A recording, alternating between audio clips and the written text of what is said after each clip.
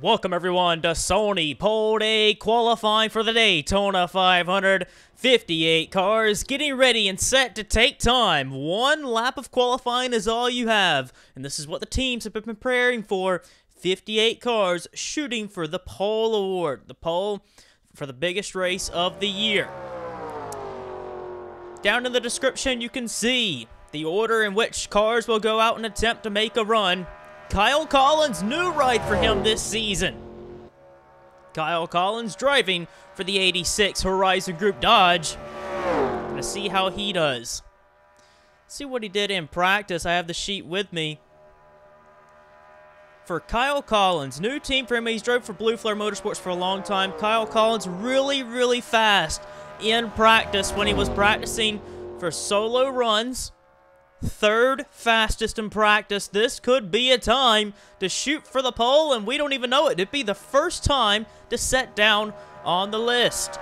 And Kyle Collins, one lap and he's done.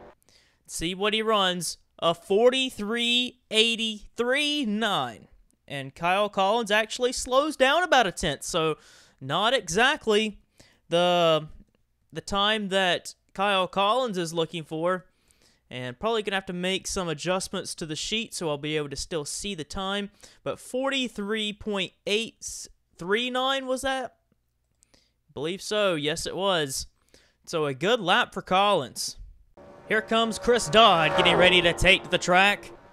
Dodd in practice was 23rd best. And actually one of the worst out of his team. Going to see how he runs. 203 heading off into turn 204, heading off into turn 1. The times are the speed that they head on the corners is going to be really where we measure how good they are going to be. Over 200 miles an hour off of turns 2. And heading down the back straightaway, going to see how Dodd can get up to 205, 206. We didn't really track Collins' time in terms of mile an hour, but 205, 206 in turn 3, but dropping through the corner to 202. Still a good run here for Dodd. The Dodges have looked very quick here for Daytona. Ran very well in the Sony shootout. Was good in practice. And a 43.920. And a good lap to be just about a tenth off of Kyle Collins. So the Dodges, the first two cars to head out on the track. But a 43.9 is the time to right there for Dodd. But he is not going to get the pole. Currently second best. Here comes Eric Demax on the racetrack.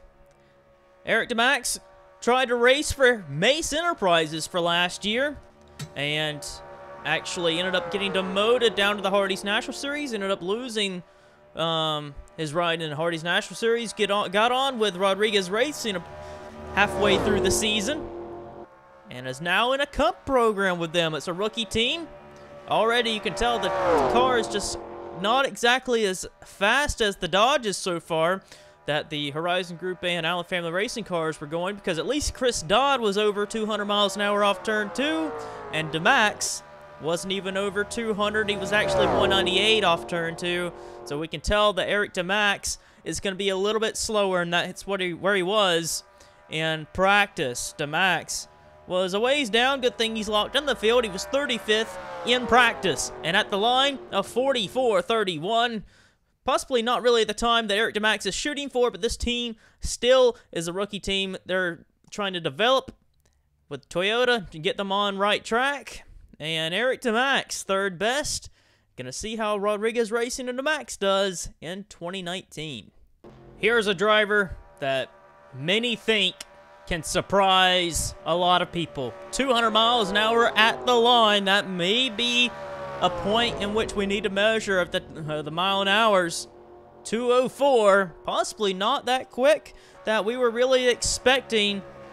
But Ryan Griffin, see what he can run off of turn 2. He actually kept up the corner speed pretty good. 201. And that is really the time that we are really looking for. 206, he's got a lot of straightaway speed on the back straight. 207. Griffin was 8th in practice, but if he can mimic what he ran in practice, people keep slowing down. Here in qualifying, All the times have slowed down except maybe Griffin's. Can he pick up or keep it there? He actually runs very similar to what he ran in practice. That is good enough to go to the top of the board. And Ryan Griffin, who has been so fast in testing, Griffin, currently your provisional pole sitter with a 43.788. On track now, our defending champion Nick Mace.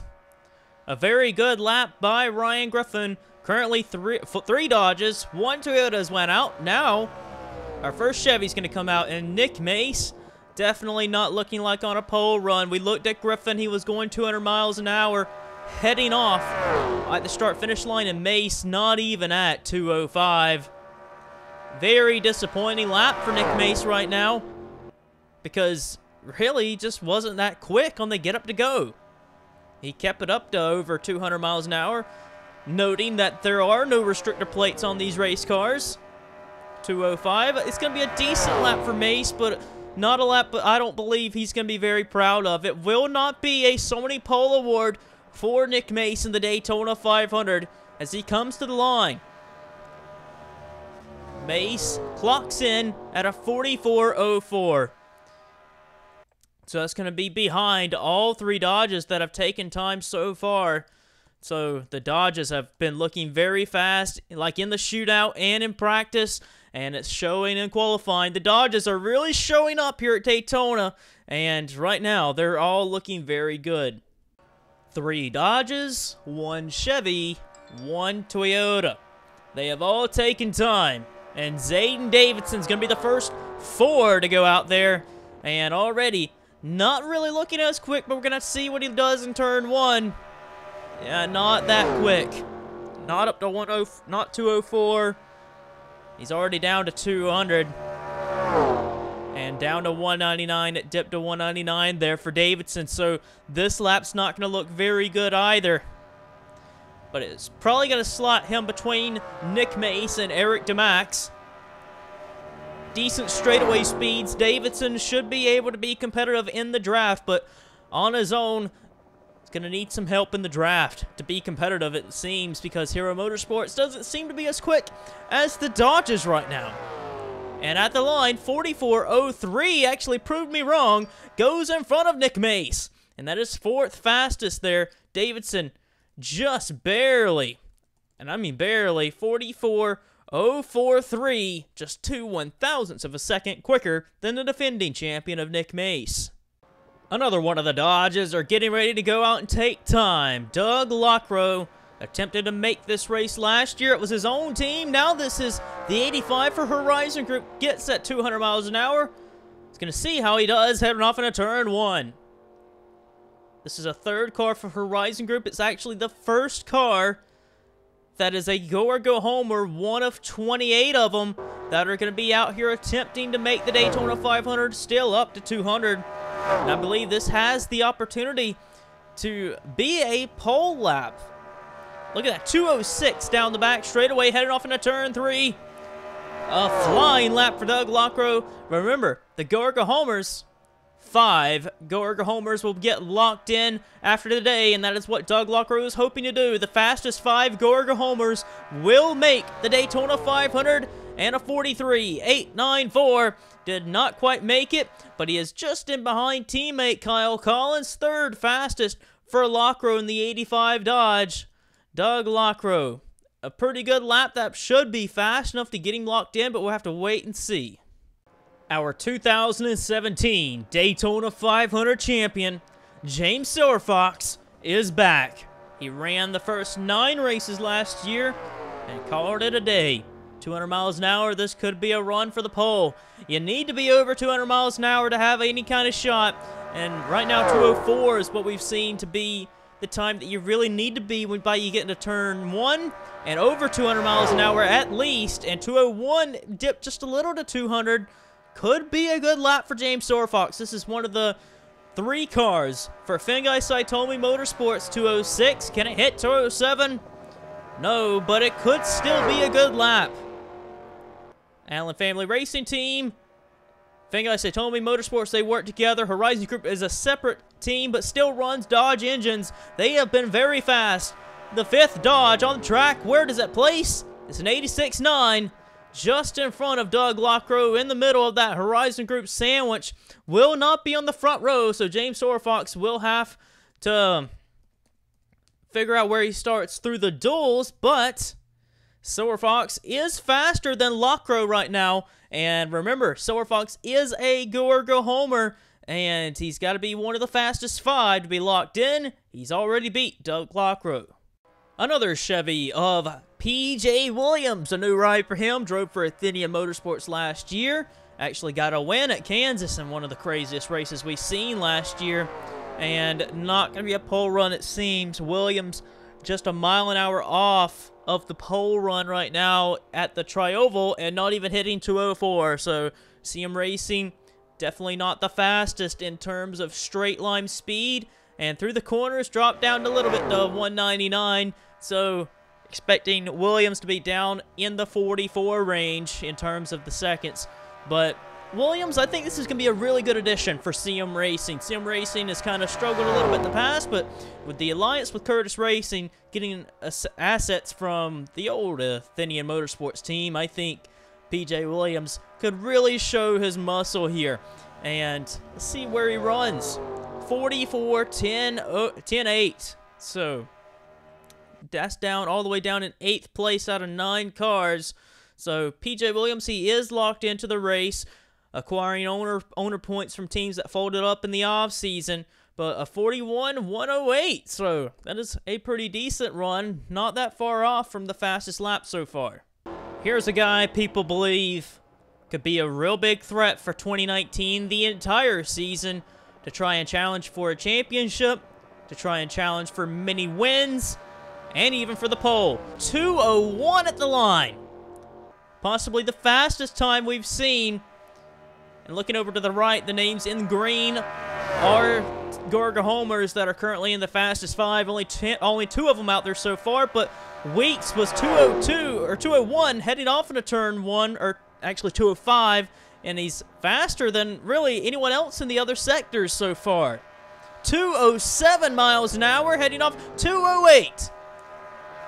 Definitely a lap that'll probably be on the pole. Weeks won the Sony shootout. He had some problems in practice for the shootout, but shook that off and won the Sony shootout.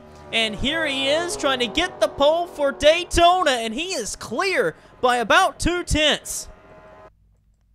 What a lap by the Amp Motorsports of Dajon Weeks. I keep wanting to type Amp Motorsports. Dajon Weeks, 43.59.9. What a lap for Dajon Weeks. Completely demolishes the front 5 Dodges and blows them out of the water by 2/10. Weeks grabs the current pole position right now. We have many cars still left to go, but that is a blistering lap. 10 cars down, many to go. That's all I'm going to say. John Bunnell for Hood Huddleston Racing, the 3rd go-or-go-homer to take time. And we're going to see here, 196 at the line. Definitely not going to be a pole run. Don't believe many people really expected Bunnell or team to be much of a threat. Not even really 200 miles an hour heading into turn 1.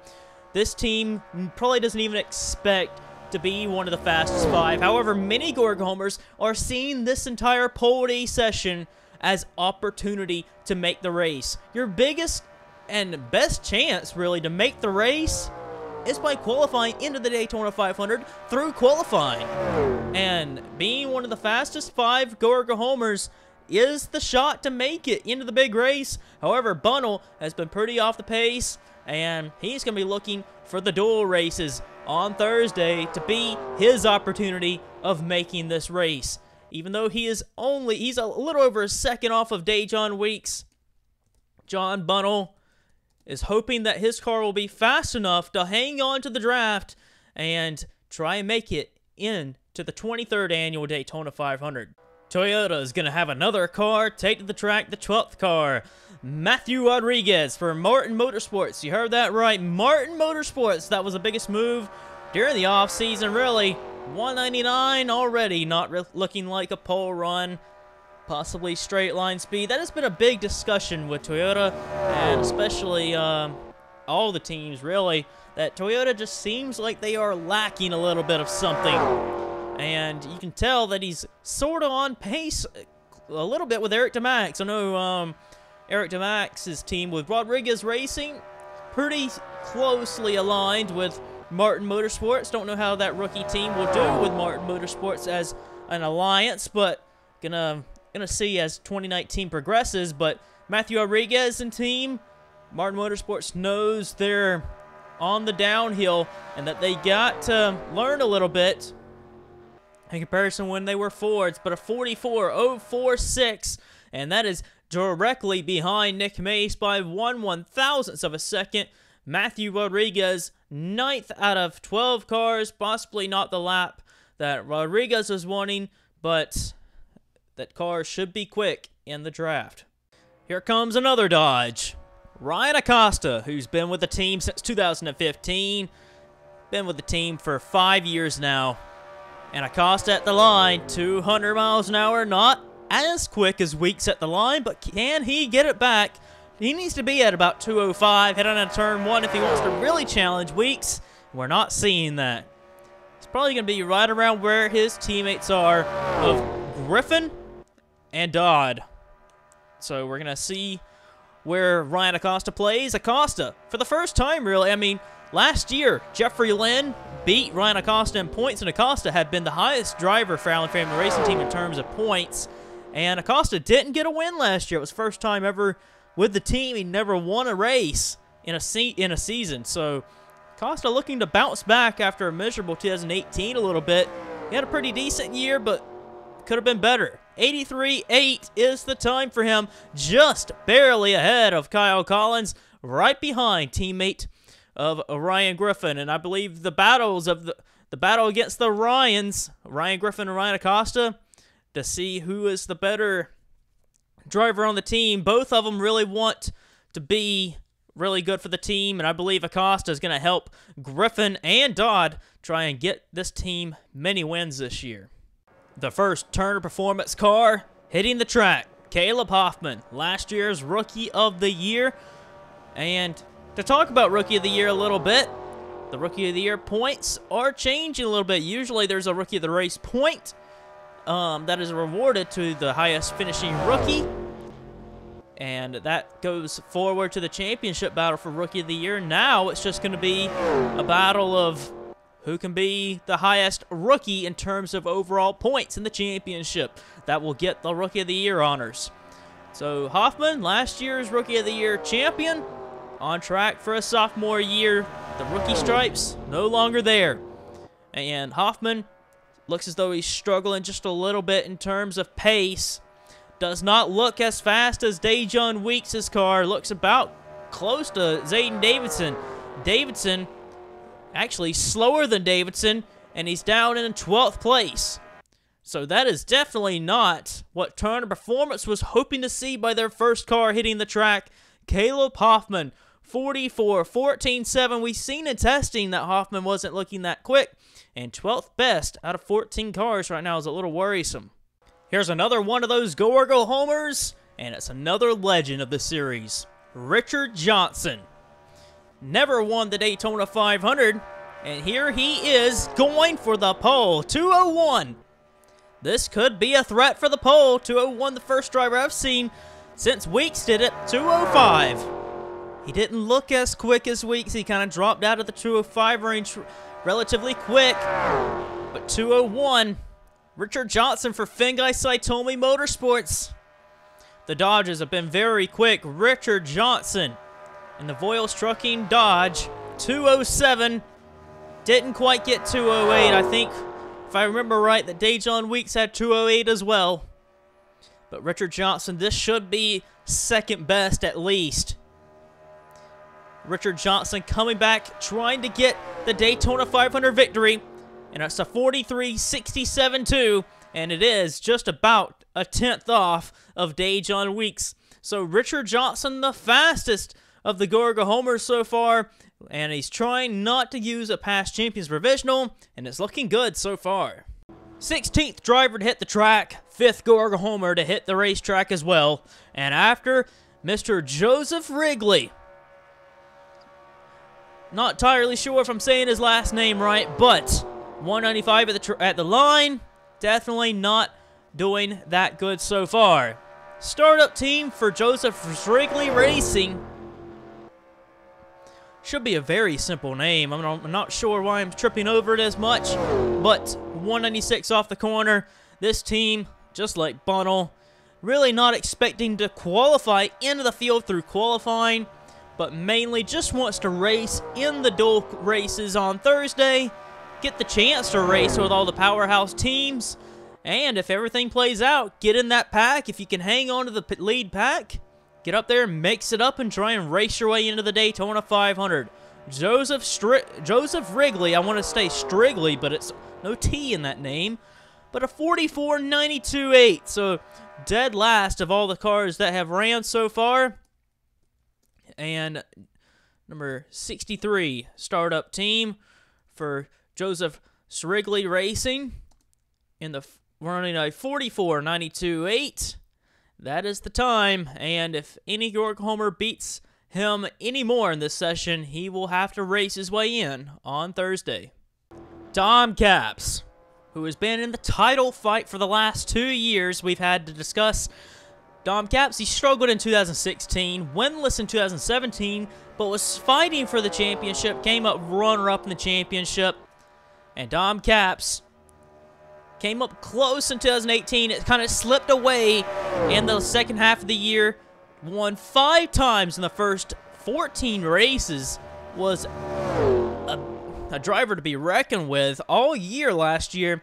And the team decided to switch to Toyota.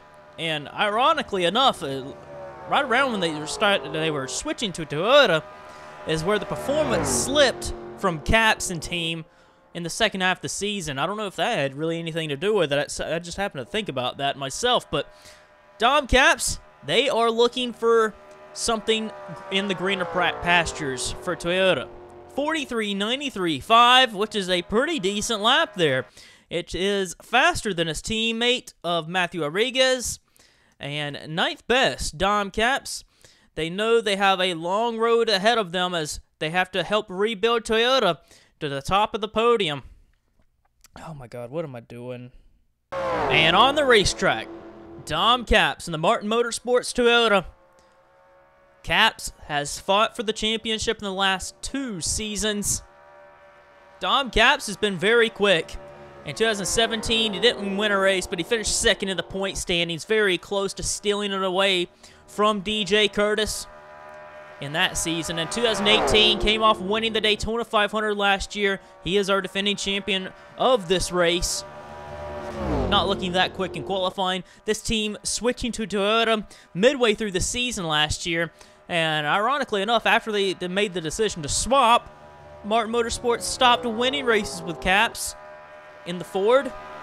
And they faded from the title picture in 2018. But Caps still finished very strong. He finished 4th in the point standings and is looking to fight for the title again with Martin Motorsports with Toyota. And across the line, 43.93.5, which is a pretty decent lap time. It is right behind Chris Dodd, his old teammate from Martin Motorsports.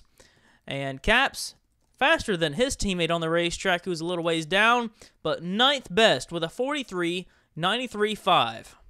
Another go-or-go homer on the racetrack, and as a driver we are all familiar with, that Viagra Ford of Luke Martin. Martin back again, just like Richard Johnson, wants to win the Daytona 500.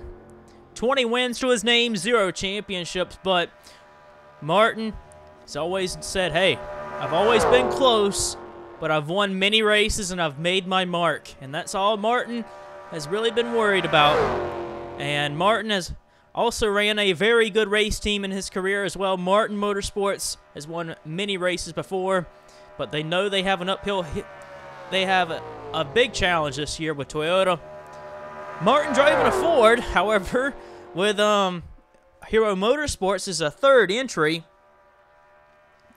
see what Luke Martin can do. He needs to at least beat a 44.92, which he will beat by a long shot to stay in the top 5 by about a second at least. And he's actually not as high up as I thought he would need to be to try and stay in the fastest 5. So Luke Martin beats Joseph Srigley. I keep thinking I need to figure out what that name is, but I keep wanting to put a T in the name, which that is not correct. I will figure that out at least before the duels. But Martin, a 44.029. We'll see if that holds up. That is 4th fastest of the fastest 5 Gorg homers. Curtis Racing's own Luis Hernandez, a driver that competed for Rookie of the Year last year, actually missed a couple races at the start of the year, got behind in the point standings, but ended up doing all right. Luis Hernandez now 2nd full-time season, no longer a rookie. Him and Dylan Schwallenberg inheriting a bunch of equipment with Curtis Racing from Athenia Motorsports last year, and they're hoping with this new aero package, new rules package, that they could be threats for the Chevys and try and get into victory lane. However, Luis Hernandez in testing has actually not looked as fast as they would want to be, but going to see how Luis Hernandez does. He could be a pretty sleeper, someone we may not be expecting to run as well, but for the 2019 season, I know Luis Hernandez and Curtis Racing have high hopes and a 44 flat, exactly 44 seconds around this track, and he lines up 10th on the board out of 19 cars. Luis Hernandez, a pretty decent lap going for the 4 car. 44.000. Fisher Motorsports with one of the owners, Jordan Fisher, out on the track. Jordan Fisher had a season to forget, and one that he would want to forget, in 2018, and really not starting qualifying off very well. 198 at the line and heading off into turn 1, 201. So Fisher Motorsports struggling here in qualifying. And this is a team and a car and a driver I figured would possibly threat for the top 5 fastest qualifiers of the Gorga Homers, at least, that would try and qualify in on pole day and make the Daytona 500. And Fisher in the Camry, coming off of turn 4, dipping below 200 miles an hour is not where you really want to be. And I'm going to be surprised that this lap is not looking as good as I thought it would be. A 44.45.4, and that is going to have to be just ahead of Bunnell and to put him inside of the fastest 5, but I don't believe that is going to be good enough to keep Fisher in the fastest 5. To lock him in, looks as though he may be on the outside looking in, even though right now, technically, he is 5th out of the fastest 5 Gorga Homers. Martin Motorsports' own John Arndt's on the racetrack for the 3rd Martin Motorsports car on the racetrack. Arndt subbed in for Chris Dodd, who was injured for a couple of races, and Arndt actually impressed a little bit in the car. 198 across the line, which is already 3 miles an hour slower than what Dajon Weeks ran, and 3 miles an hour slower than what he ran also in a turn 1. So John Arndt's team not looking as up to speed as the pole sitter, but this is an impound qualifying sessions, meaning there is no more practice session until the duels that are run on Thursday. And so some teams are a little bit faster and some aren't. For qualifying purposes, Arndt is locked in the field. This team will race on Sunday. It's a matter of where they will line up, though. And John Arndt in the 49 Toyota, 44.24.2, lines him up right back there behind Caleb Hoffman and in front of affiliate teammate Eric Demax. Now, John Arndt, this is going to be his first full-time season in the Sony Cup Series, moving up from the Hardy's National Series. And John Arndt getting a ride of a lifetime, really, with Martin Motorsports. But it is a new ride, really, with them being a Toyota. Going to see how he does in 2019. James Ellison in the S3 Motorsports team. This is a team that's been running in the Hardy's National Series over the last few seasons. And Ellison trying to make his debut in the Sony Cup Series. S3 Motorsports also trying to make their debut in the Cup Series, trying to just make the Daytona 500. A lot of drivers attempting to make this race. And Ellison a little off the pace. This team knows it is going to be a challenge to make this race. However, they wanted to give it a try, to try and make some Sony Cup Series races and try and move up the rank. And Ellison and team trying to make the biggest race of them all. Now, he'll need to run a 44.45 to at least make the top 5, which he will not. And this team knew it was going to be a challenge to even get into the fastest 5, and they didn't really expect to be a part of the fastest 5. But Ellison and S3 Motorsports will need to race their way in the dual races on Thursday. Here's a driver a lot of people will be looking at, as Jacob Hart is back in the Sony Cup Series. He's going to give it a go. He ran in the Sony Shootout last year, and that was it. He raced a full season in 2017 with Yamp Motorsports, and then only ran the Sony Shootout for an expedition race for Fisher Motorsports, and did not run anymore. But here he is in the for the Daytona 500, trying to make the race, even though he isn't looking that quick. But a lot of drivers will be looking at this time, because Jacob Hart is guaranteed to race in the Daytona 500, even though he is a Gorga homer. And that is because he is a past champion, and is the most recent past champion, and will get the past champions provisional if he needs it. And Hart, if he could qualify his way in without using the provisional, that would be good for everyone else. And he is one of the fastest 5 drivers so far, as he beats Jordan Fisher. And Jacob Hart will run a 44.35.2, and that is good enough to be 5th out of the fastest 5 Gorga homers so far.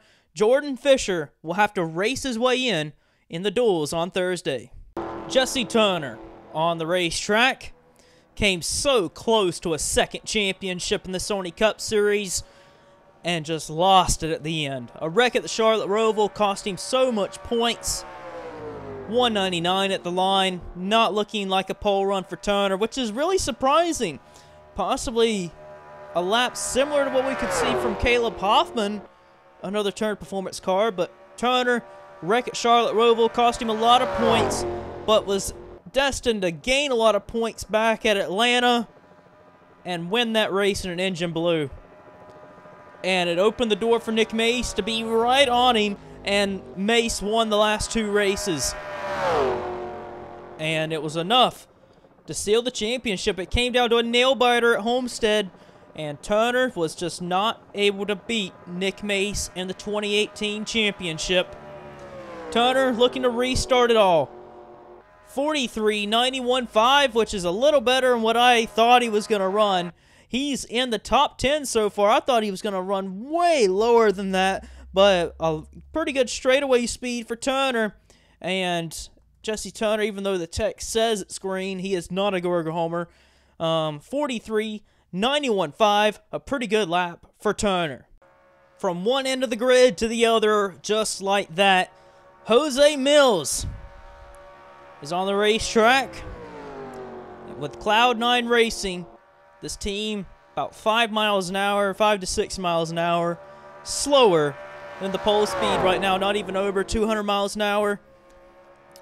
Jose Millz knows that qualifying into the Daytona 500 through qualifying is probably not going to happen, and that racing his way in on Thursday will probably be his best chance in the team, running full-time this year, looking for some sponsorship, and possibly if they could race their way into the Daytona 500, some sponsorship can come about. But let's see how Jose Millz does. He needs to run a 44.35 to get it and be in the top 5 of the Gorga homers, and he's not there. A 44.79.0, which is just ahead of John Bunnell, which is a pretty decent lap, all things considering. In the testing, the team was lacking in speed, but seems to be pretty good right now in a 44.79.0. He's got the potential to qualify in on Thursday. We're going to have to wait and see. Another go-or-go homer on the racetrack and another startup team, Breeding Enterprises. Nick Breeding with his Panami YouTube Dodge on the racetrack. This is another team just starting up, just coming to the Daytona 500 Speed Weeks and just wanting to be a part of it. Just hoping just to race on Thursday. They know they'll get to race on Thursday in the duels, to get to race with some of the biggest teams on the grid.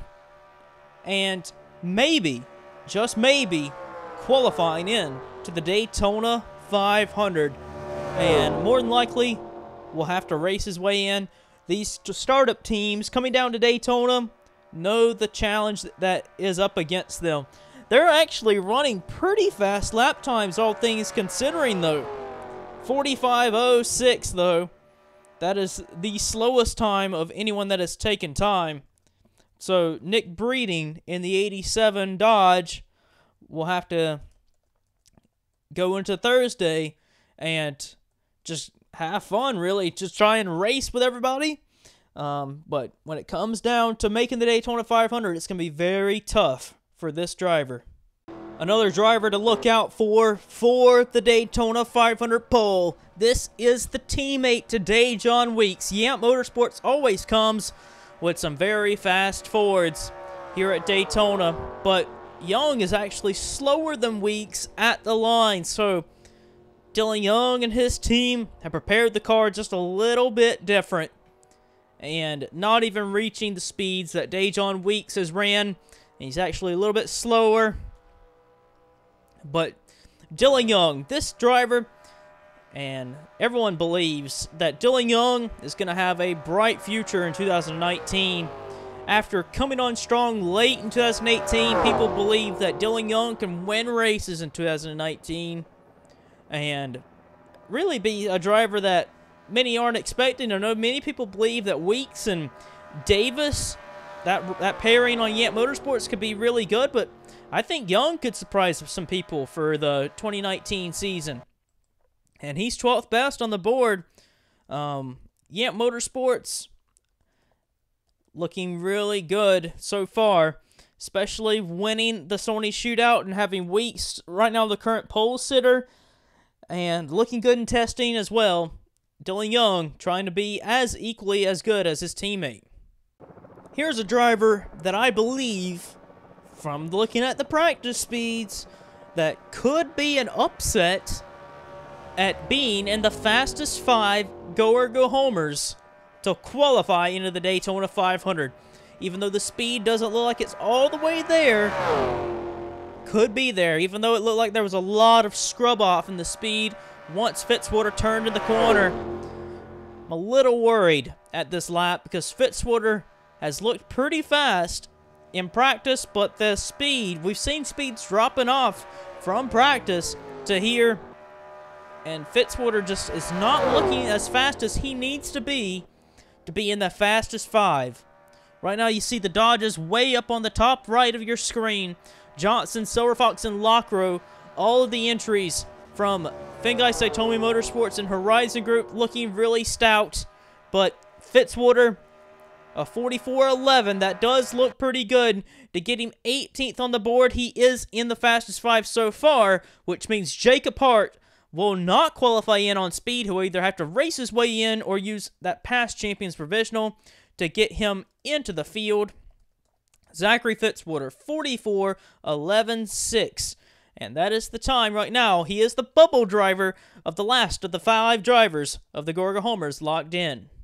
Another Go-Go Homer. This one is Jeff James. Jeff James, 10+ wins in his career. Most of them coming with Martin Motorsports over the past few seasons. James closely running about the same speed as some of the other Go-Go Homers. Not quite over 200 miles an hour. James has a bunch of talent. Won many races, a driver, like we mentioned, fighting for championships most of the seasons he was in. 2018, believe, no, it was 2017. Actually, no, I was right. 2018, last year, went to make a new team for himself. Jeff James Incorporated. Ended up failing to make this race with his new race team, and eventually ended up folding operations a few weeks into the season, and he's back in a car for the 21 team, and a 44.80. So that drops him all the way down to 25th fastest. And Jeff James, if he's going to have any Daytona 500 magic like he had back in 2015 when he won this race, he's going to need to find a lot of speed. And if he even wants to race in the field, he's going to have to find a way somehow on Thursday, because his time will not be fast enough to get him into the race. Here's a driver that may be able to shoot for the pole. Charles Sandford in the Mace Enterprises Chevy. Charles Sandford, he ended up missing a handful of races last year due to an accident in California early on in the year. Came back and rebounded and got a top 20 points finish in the standings. A pretty good season overall, even though Sandford did not get a win. Sandford won in 2015, went winless in 2016, won for Fuel Brothers Racing in 2017, winless in 2018, and it seems like he wants to win races in odd number of years of 2015, 2017, and now it's 2019. Can it be Sandford's year to win races? It should be, in comparison of the odd years that he usually wins. Sandford getting another chance with Mace Enterprises with GameStop as the sponsor. 44.067 is the time, and times are pretty close, all the way down in 17th position. So Charles Sandford, right there just a little bit behind his teammate of Nick Mace. 44.067 is the time for him. The next few cars we'll talk about, and that'll take time, is the Blue Flare cars. And this is the final season for Blue Flare Motorsports. They've had a good run. They're going to be their 6th season and their final season as well. Chris Louivere on the track, back for the first time since 2015. See what he can do, just getting over 200 miles an hour. This team just seems like they have not really been able to really click as much. It seems like 2017 was kind of the peak for them. 2015 was a pretty decent year. 2016, the competition really grew on them and made some strides. 2017, they got it back. Could have won at Darlington in 2017 if some things had gone right for them. Kyle Collins behind the wheel got a 2nd place finish for them at Darlington that year. 2018 really was on the back foot for them. And this year, their final year, Louivere and Pericles. Louviere's locked in. Pericles is not due to owner points of last year. And a 44.53.1, which I don't believe is the time that they thought they would get. They're right in the scramble of some go-or-go homers. At least Chris Louivere is. Louivere is locked into the field. He is locked into the field, so he will not have to worry about that. So Louivere, he's going to have some work to do if he's going to get ready to try and win the Daytona 500. This Blue Flare driver, Nick Pericles, we mentioned it, he is a go-or-go homer. So Pericles wouldn't be surprised if Blue Flare Motorsports kind of tuned his car up a little bit more than they did with the Louivere machine. But it looks as though the cars are kind of similar a little bit, if not Louivere a little bit faster. And Pericles underneath of 200 miles an hour off of turn 2. Nick Pericles has not won a race in quite some time. It's been since 2015. It's been a long while, and he'd love to get Blue Flare Motorsports back into victory lane this season. He's been a driver for them really off and on for a while now. And coming to the line, qualifying for the Daytona 500, we're going to see where he places.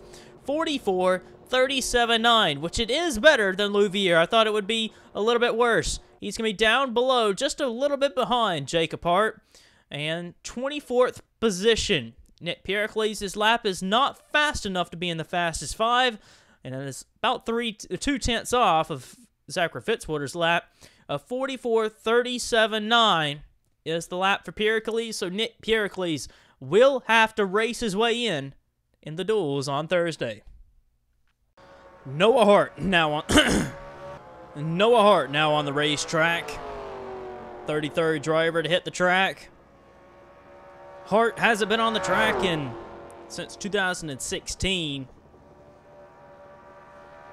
Another go-or-go homer on the racetrack. It's the 18 Fuel Brothers Racing Toyota of Noah Hart. Hart hasn't been on the racetrack since 2016. Came close to winning the championship that season. Won a good bit of races that season. It was his final season out there racing full-time, but he is back for a Daytona 500 run. Never won the 500. But with Fuel Brothers Racing actually took a season off. Didn't run last year. Now they're back, trying to get Toyota back on track. 3 cars for Fuel Brothers Racing attempting to make the Daytona 500. All 3 of them aren't locked into the race. Hart has to run a 44.11.6 if he wants to be in the fastest 5 to be in that consideration to be locked into the Daytona 500. And here he comes to the line. 44.16.7, and that is just not going to be enough. Just a little bit behind Zachary Fitzwater, 21st on the track. Noah Hart will have to race his way in on Thursday in the dual races with a 16.7. And that's just not going to be enough, and he'll be having to race his way in Thursday. Another go-or-go homer, and another driver that has his hopes a little bit lower than everyone else in the qualifying session, Garrett Sydnor, and that's something completely different than what it was a year ago. Sydnor taking to the track and is very off the pace. Probably going to be the slowest time out there. 194 at the line, 197 heading off into turn 1. Fitzwater Australia Racing looking very off the pace. And Garrett Sydnor was the pole sitter for last year, and a complete 180 for this year, and is on pace for possibly the slowest time in pole day so far. Sydnor had a very iffy season with Blue Flare Motorsports. The team shut down to 2 cars.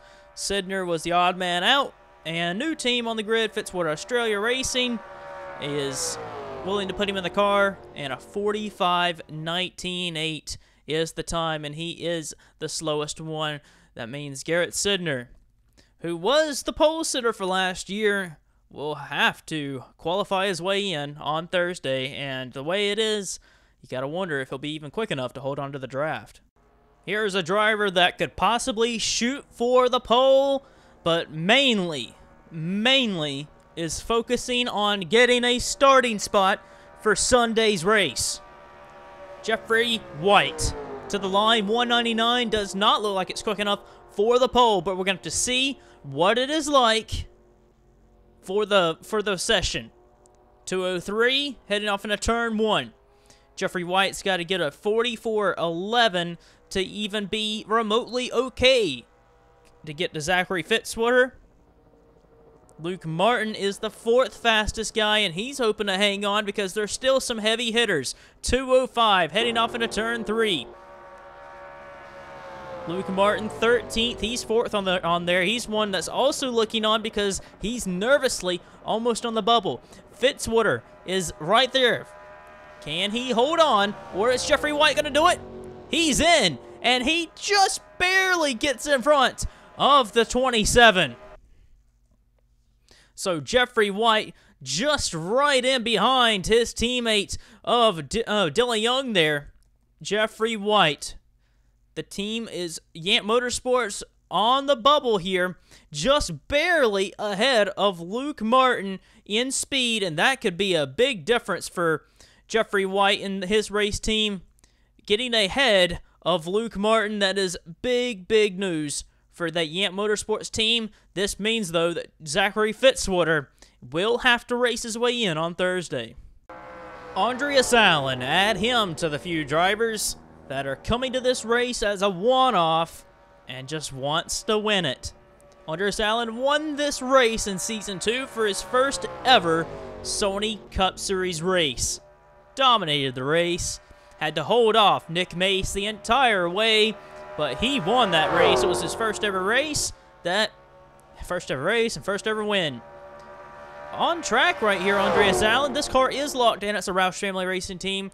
This car did not run full-time last year, however, did get the points to run for the first 5 races locked in. So Andreas Allen is not going to need to worry about a starting spot. He will race in the Daytona 500.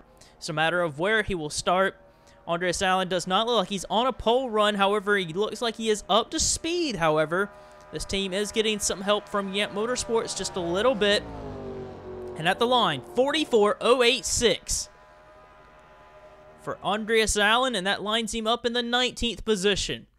About typed in the 43. So used to seeing Andreas Allen in the 43 car, but this a one-off attempt in the Roush family car, and there he is in 19th. Jake Baskinger on the racetrack now in the 97 Ford, and here he comes. New look for Baskinger. I really like this paint scheme here on the 97. See how he does. Didn't get a timer going for him heading off at the Tri-Oval, but 2:04, pretty decent lap going on so far. He may be right around where Jesse Turner is. 2:01 off turn 2. Pretty decent lap going for Jake Baskinger. Teammate Caleb Hoffman ran relatively slower than I expected, but Turner did pick it up. See what Baskinger can do here. Jake Baskinger, we've seen him many a times battle for championships in every single season. 2016, he got injured, had to sit out most of the time. A very good lap here, puts him up into 4th, separates some of the Dodges. Like I'm saying here, Jake Baskinger has fought for titles many seasons since 2015. Been very close in the seasons he's been able to run full-time, and 2019 should be no different. Another go or go homer trying to make the Daytona 500, or in some cases like this one, startup team of a owner-driver just wanting to race in the duel. A lot of drivers just come down to Daytona for the duels and just want to be a part of it and don't really have the expectations of knowing that they'll race. And some owners just believe that they're going to be down here for the duels and already have plans for the weekend and don't even think about once that they'll even race on Sunday. But some drivers do, and maybe Nathan Ormond is one of them. Nathan Ormond Motorsports knows that the stakes of making the Daytona 500 is really high, but trying to get their car in the cup level to even just make the races would be a big deal. And his car is looking like it's up to par, almost below a 45-second. This team wondering if, and it's just ahead of Nick Breeding too, another owner driver starting up a team.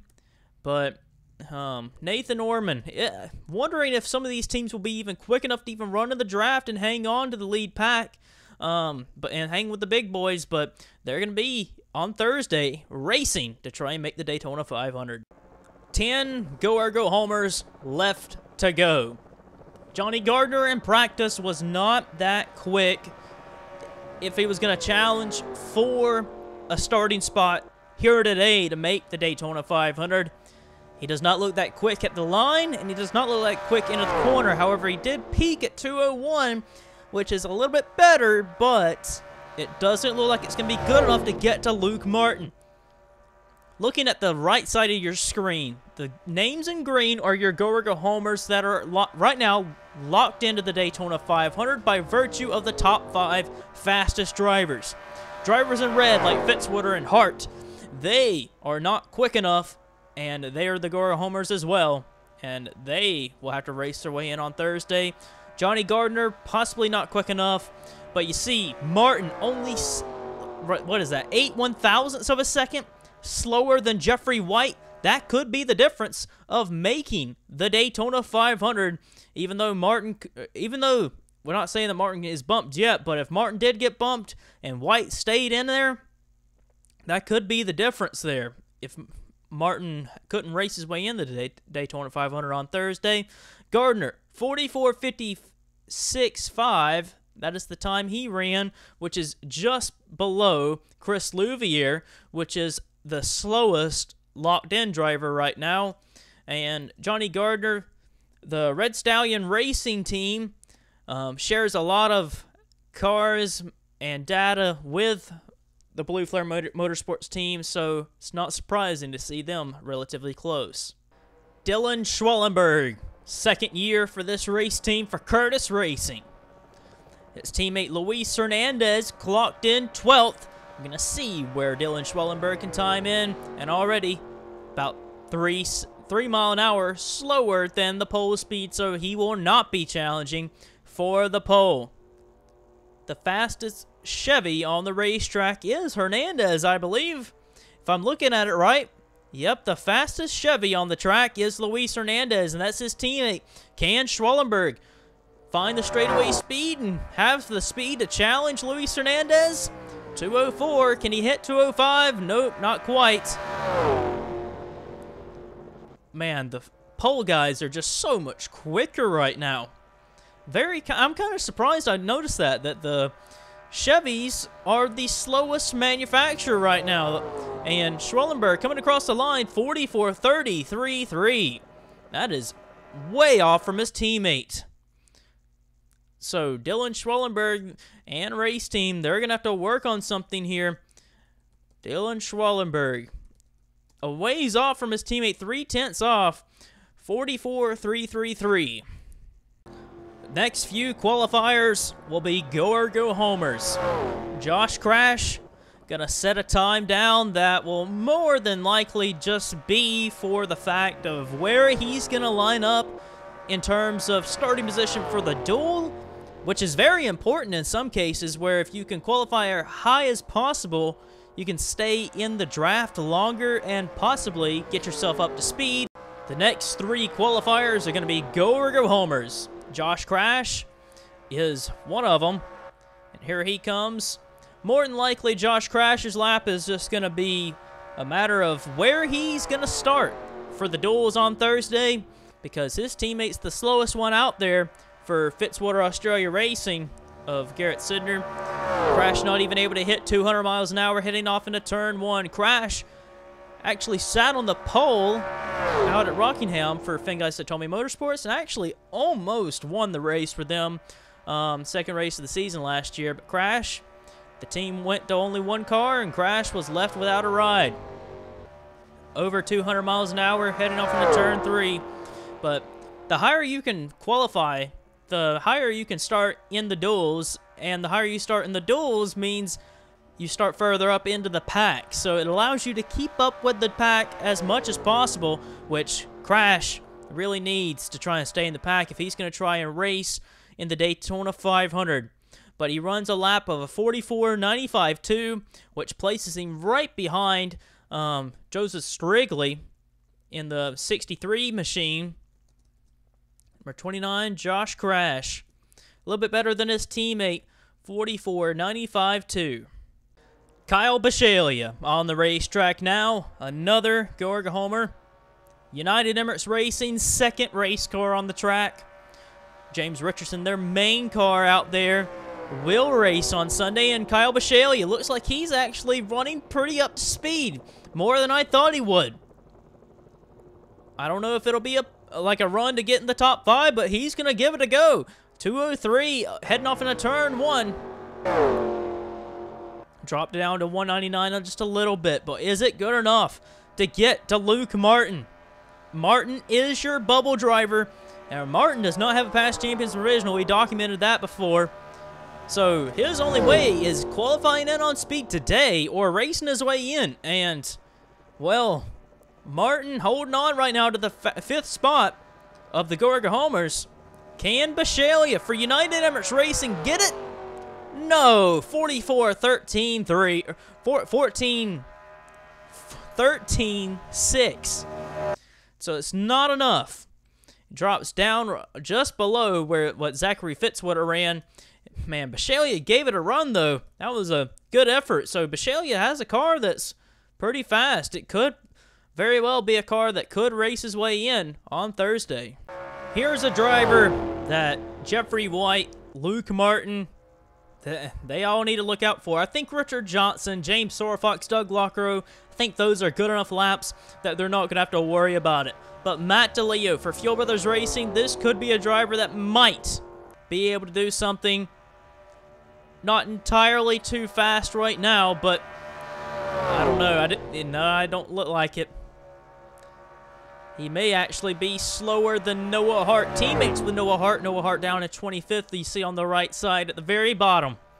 And Matt DeLeo, it looks as though the Fuel Brothers cars are going to need to race their way in. DeLeo, who won at Talladega in the fall last year under certain aero packages that are relatively similar to what this is. A different car, but DeLeo could deliver and bring this 83 Toyota into the race on Thursday. He's going to have to. 44.26.9.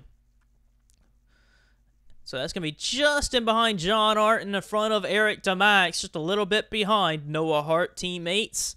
So Matt DeLeo will have to race his way in on Thursday. Here's a driver that some think still could challenge for the pole. Teammates with Richard Johnson and James Silverfox. Jeffrey Finguy, what is he going to run? There's about maybe 4 guys I would think that could possibly still take this pole. And Finguy could possibly do it, but he didn't get to quite 201 at the line. But if he can get it at least, I don't know. Gonna have to wait and see. But Finguy does not look like as quick as Richard Johnson. He'll probably be just in between Silverfox and Johnson. But Jeffrey Finguy, what a turnaround for this race team that he has. 207, really quick lap going so far. The Dodges have looked so quick. Jeffrey Finguy, what is he going to run? And the number 92 Nintendo Dodge. And Finguy runs a 43.72. Not quite enough. Just off of Richard Johnson's lap ahead of Ryan Griffin. Jeffrey Finguy is not a Gorga Homer, so do not take that font, that color as a Gorga Homer. 43.72. Great lap for Jeffrey Finguy. Just misses the front row, so he will have to figure out where he starts on Sunday through the dual races. But right now, it's looking good for Weeks and Johnson to be on the front row. With our final Dodge to go out onto the racetrack for qualifying, let me just run this by you.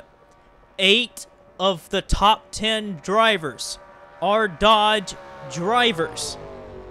Can Will Lewis put another Dodge in there? If not, we still have 8 Dodges in the top 10. Whereas Dodge came from in Speed Weeks, they have looked really quick. Even though they did not win the Sony shootout, they had Griffin and they had Finguy, and they both ran very well in the Sony shootout. And Will Lewis back in the Sony Cup Series, and he ran very well in the Hardee's National Series as well. Is not really looking up to speed as much, and is looking as though he is kind of struggling just a little bit. Gonna see where Will Lewis runs. Kyle Collins ran a 43.83, and Lockrow ran an 89.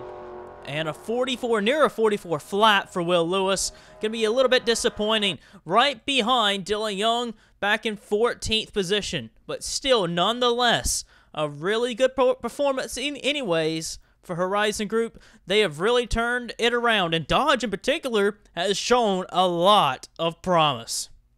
Here's a driver that could possibly be a challenger to threaten Luke Martin for the fastest 5. It is Vince Freeze. Vince Freeze driving for CM Racing. He's driven in the Hardee's National Series before, but never in the Cup Series, and he's trying to do it here today and trying to make it in the Daytona 500, but not quite that fast as right now. His teammate P.J. Williams has already been on the track. A 44.10 is what he ran, and he needs to run a similar lap to what his teammate did, but about a tenth faster. So he needs to hit about a 44 flat, and I'm not sure he's going to get there. Affiliate teammates with Luis Hernandez, who is way up there, but also affiliate teammates with Dylan Schwellenberg, who's way down there. So where is Freeze going to line up? 44.35.1. It's not going to be good enough to beat Luke Martin, but it's going to be good enough to beat, actually right ahead of Jacob Hart. Number 31, Vince Freeze. 44.35.1 is the time. Another Go Homer, going to give it a go. Hayden Klein, Season 4 champion. Hoping he could qualify his way in, but with the speed he's had all speed weeks with his own race team, a Young Wicked Racing, I'm sure racing his way in or a past champions provisional is the only way to get in. Cracking 200 miles an hour as he heads off into turn 1. This lap will determine whether Richard Johnson gets in or not. And with the pace Klein went through in the first part of the lap, it is safe to say that Richard Johnson, on the outside of the front row right now, is going to be locked into the Daytona 500. If Klein is not able to beat Johnson, Johnson will qualify his way into the Daytona 500. He'll be officially one of the fastest 5. Hayden Klein, possibly going to have to race his way in. Of course he will. 44.56. That is the time.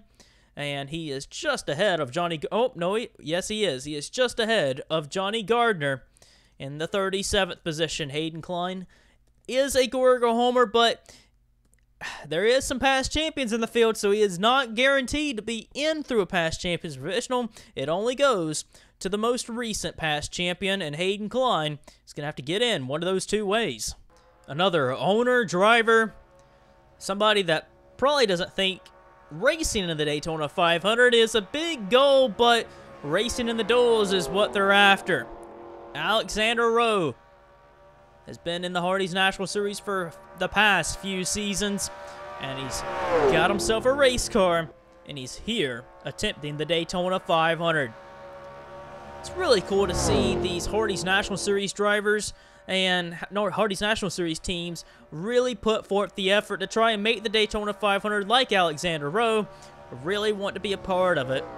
He'll be racing on Thursday, so whether he's in the 500 or not, he'll still get the money for being in Thursday's race and still be able to duke it out with some of the best teams in the Cup level.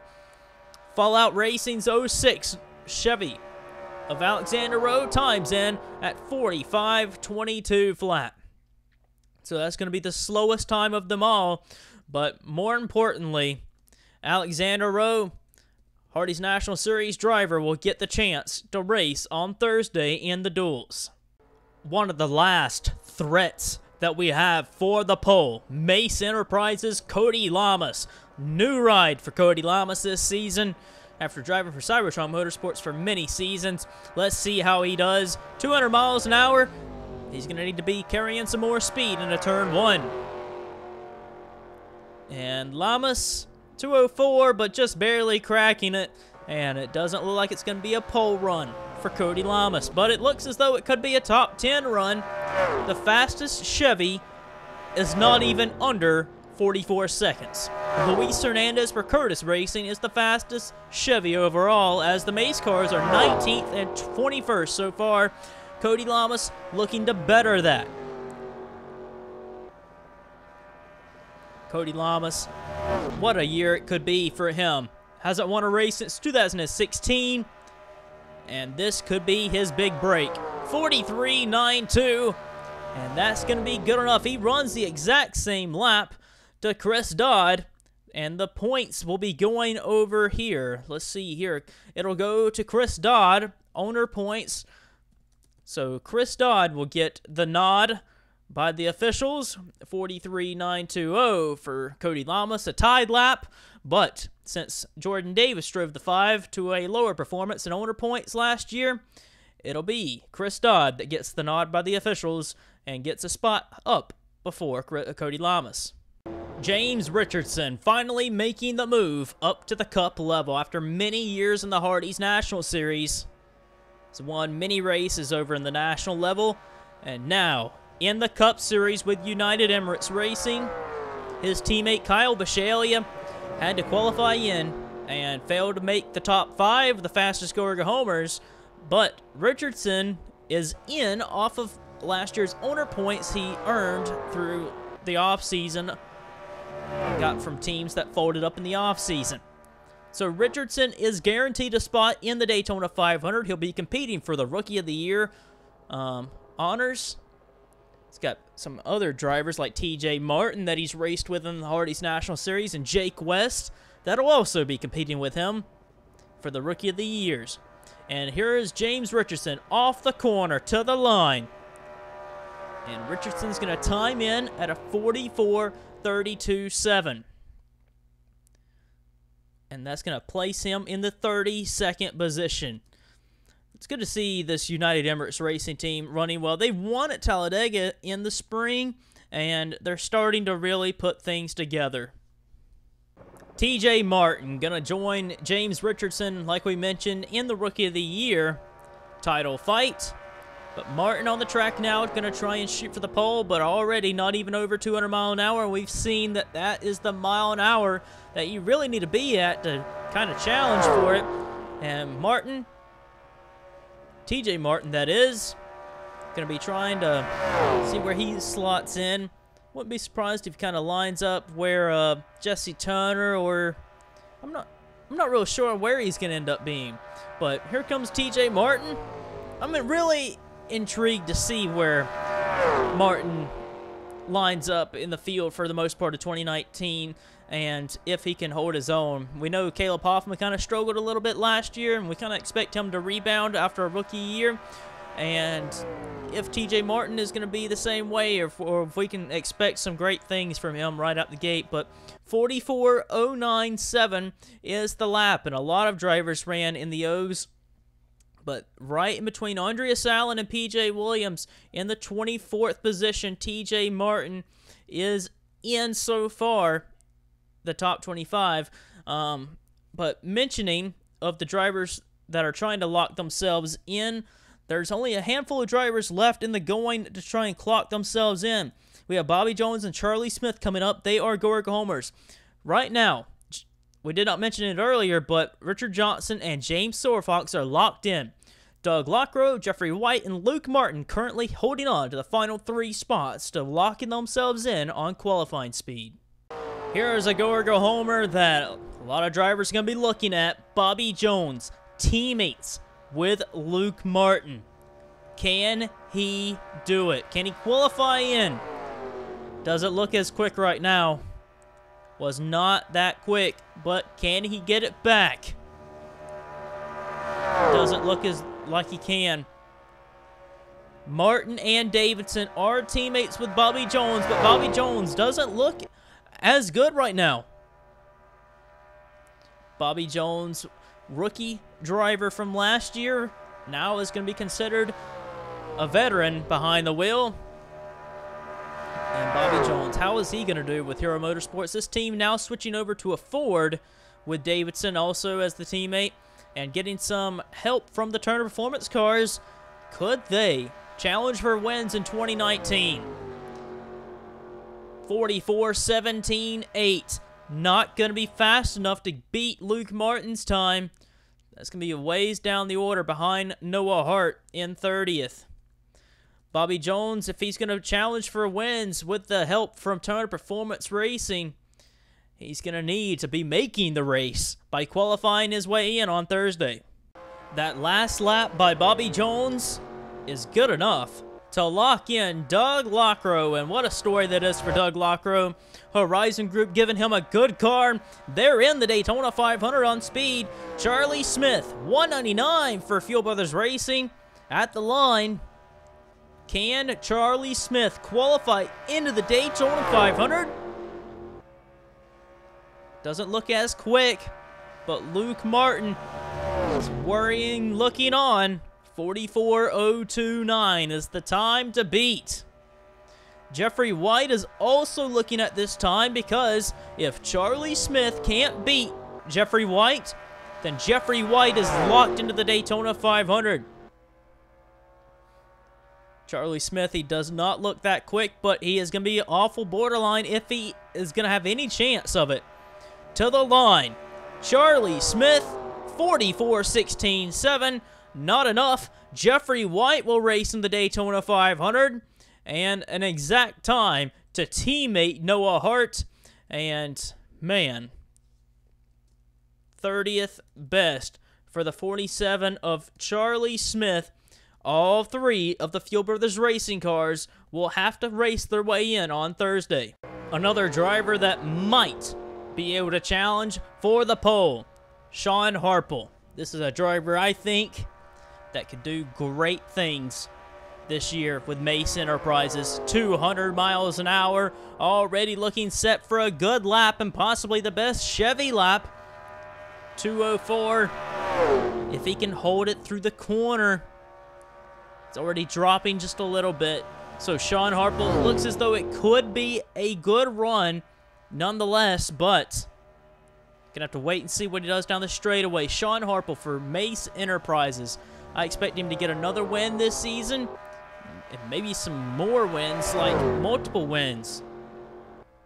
Mace Enterprises has a good lineup for 2019, but how are the Chevys going to stack up against like the Fords and the Dodges? The Dodges particularly look really good here at Daytona. I don't know if it's just the Daytona package or not, but 43.85.7 for Sean Harple, and that puts him right in between Kyle Collins and James Silverfox. So a great lap for Sean Harple. He is the quickest Chevy overall with a 43.85.7. The last Toyota driver to take time, it is two-time champion DJ Curtis, season 13 and 2017 champion. His teammates ran relatively decent, but however, the Toyotas do have a ways to go in terms of speed. DJ Curtis, however, doing okay, 202, but they are going to need to find something for sure, as DJ Curtis's time dips under 200 miles an hour off turn 2. DJ Curtis made the choice to go to Martin Motorsports after his team that he's driven for many seasons, Cybertron Motorsports, shut down at the end of last year. And Martin Motorsports looking like they're going to be in a rebuilding phase with Toyota Motors. And DJ Curtis didn't really fare very well in the Sony shootout, but here he is in the Sony Pole Day qualifying, 44.19. And that is a ways down, actually. Further on down, 44.19.2. And that is going to be right behind Bobby Jones in the 33rd position. DJ Curtis not a go-or-go homer, so do not worry about the color. But right in front of teammate of John Arndt. So just goes to show that the cars are relatively the same in terms of speedway cars, just holding it wide open. Curtis Arndt going to have some work to do. Jake West, rookie, going to be attempting to win Rookie of the Year, driving for CM Racing. But it will be attempting the Daytona 500 first of the 30 races. And 197 across the line. Looks as though this car is not going to be anywhere close to the pole run of what Dajon Weeks and what Richard Johnson have. They are currently the front row, and they know they will start on the front row if no one else beats them. And Jake West doesn't look like he's going to beat them, but Jake West looking forward to starting his Cup Series career here with CM Racing in the 3 Nationwide Chevy. Everyone's kind of been all over the place. You have Hernandez down right there in 15th, but the teammate to him of Dylan Schwallenberg's nowhere to be seen. He's way down below 33rd there on the right side of your screen. So where is Jake West affiliate teammate going to be? Even further down. 44.47.7. Way down here in the 42nd starting spot. 42nd place on the order. But Jake West he is not a go-or-go homer, so don't pay that any attention. But he is just barely, I wouldn't say just barely, but he is ahead of Chris Louivere, who is the last driver to be locked into the Daytona 500. Everyone else is Go-Go homers, you can see, and Louvivere's the slowest locked-in driver. Jake West, nearly the slowest of the locked-in drivers that have time trialed in. We're down to our final 2 qualifiers, and it is going to be very stressful for 2 people, Luke Martin and Dajon Weeks. Demax is the last Go-Go homer, and it is either going to be Martin or Demax that will lock themselves into the Daytona 500. How is Demax going to do? Demax, one of the many drivers along with Luke Martin that are back to attempt the Daytona 500 and want to win the Great American Race. And with his time dipping below 200 miles an hour, it looks as though Luke Martin will time trial his way in. But we still have to get the benefit of the doubt to Eugene Demax. Trying to race his way or qualify his way into the Daytona 500, one or the other. And the way it is right now, Jacob Hart, most recent past champion, might have to use it. So Demax, there's no guarantees that he could use the past champion. And man, that time really was close, but it wasn't enough. 44.057. Almost. Very, very close. By 0.03 of a second, missing the speed, the mark that he needed to hit. Eugene Demax is going to be, man, 44.057. And he is the 6th fastest Go-Go homer. And Eugene Demax, if there isn't a past champions professional that isn't needed, which, I mean, if it's needed for Demax, it will be used for him. But usually, if everyone was to qualify in on speed and no past champion professional was needed, the last starting position would go to the 6th fastest guy in pole day. But since the 6th fastest guy on pole day is Eugene Demax, he would need to use past champions provisional. So there goes that. So Eugene Demax is in the prime position that even if there is no past champion professional needed, he could get in on speed. I probably confused the hell out of everybody whenever I was talking about that, but basically, if there was anyone else that wasn't a past champion that was 6th fastest, if the past champion provisional wasn't used, then the 6th fastest driver that in qualifying, if that was like a Nick Breeding that was 6th fastest, then he would get the 42nd starting position. A little confusing, I know. But Jordan Davis is the last qualifier. Let's shift our focus to him. He's down to 200 miles an hour, and it doesn't look like he's going to give his teammate any headache atop the board. It looks like it's going to be Dajon Weeks and Richard Johnson on the front row for the Daytona 500, and that will lead them down for the duels on Thursday. But we're going to see where Davis lines up. He's running a pretty good lap. Just going to see where he is going to end up. Our 58th and final qualifier, 2-time champion Jordan Davis, 43.96.5.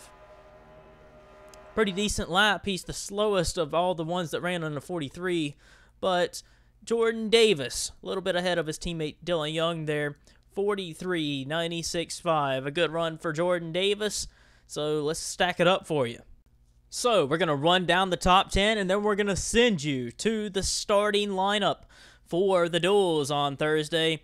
Dajon Weeks for Yamp Motorsports gets it done. Yet again, Dajon Weeks looking so quick in Speed Week so far. He won the shootout for the 2nd year in a row, and now has won Sony Pole Day qualifying for the Daytona 500. He's going to lead the field down for the Daytona 500. Richard Johnson is going to be on the outside of the front row. Jeffrey Finguy just barely missing it by just 1/2 of a tenth, really. He's 3rd. Ryan Griffin in 4th. Those guys ran so good in the Sony shootout. They're 3rd and 4th, but, well, where will they start? On Sunday, you're just going to have to find out on Thursday when the duels come on out. And Jake Baskinger, 5th fastest, well, I was about to say the fastest Ford that wasn't Dajon Weeks. He had a blistering fast car out there today. But Baskinger in 5th, good run for him. Ryan Acosta in 6th, Kyle Collins there in 7th. A good run for Collins. New team for him. Horizon Group really gave him a good car in qualifying. Sean Harple, the fastest Chevy driver there in 8th. James Silverfox on his return, doing very well in 9th. And Doug Lockrow, how about that for Lockrow, getting in his first ever Daytona 500 by qualifying in. And the Dodge is looking so quick. And Horizon Group giving Lockrow such a fast car. He's in the 500. I want to go even further. Jesse Turner, so close to winning the championship last year, like we mentioned. He's there in 11th, and Chris Dodd, 12th. New team for him. I think he's going to have good fortunes for this year in the new team. There's Lamas there. There's Caps. There's Davis. There's so much storylines going into the Daytona 500. Can't wait to see how it unfolds. That is how they lined up, and that's it. That is how they qualified. And if you want to see more and you want to see the full starting lineup and you want to see the full qualifying results, head on over to our Discord. It is going to be down in the description. Link is down below. Anything and everything Sony Cup Series related, anything and everything anything and everything Fuel Bandicoot related is going to be on our Discord. So, hope to see you there in our Discord, and we will see you Thursday for this Thursday's qualifying races.